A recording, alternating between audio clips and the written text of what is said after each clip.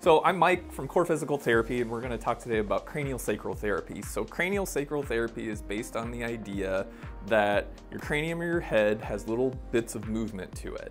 And the idea from that comes from if you go into brain surgery, as the surgeon would look in at your brain, that brain is constantly contracting and expanding.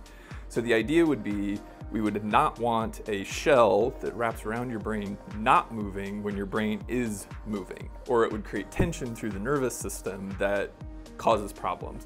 And that's what we find with patients a lot, is that when their head isn't moving as freely as it's supposed to, symptoms like headaches and jaw pain and even anxiety and depression, ringing in ears, dizziness starts to occur.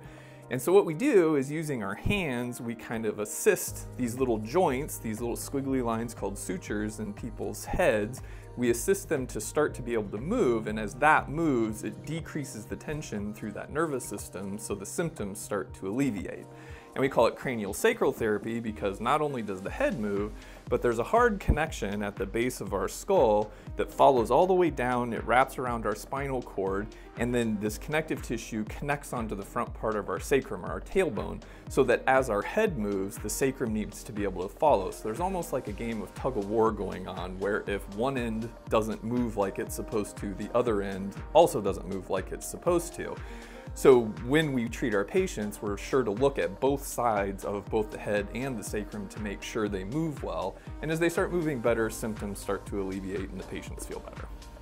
So when we work with a patient, it's very light pressure, and what we'll do is we just kind of grab a hold of certain points on their head and we start gently testing to see how well does their skull move. So when I put my hands on David, as I start to do these gentle, really small movements, there's more stiffness on the left side of his head than on the right.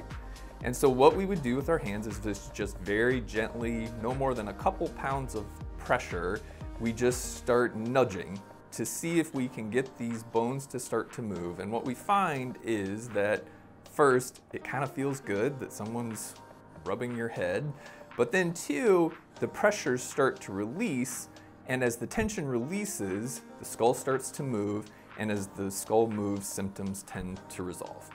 So for patients who have headaches or jaw pain or anxiety or even depression and need to relax their nervous system, we'd love to chat with you to see if you're an appropriate patient for these techniques. So if you think you might be, we'd love to chat.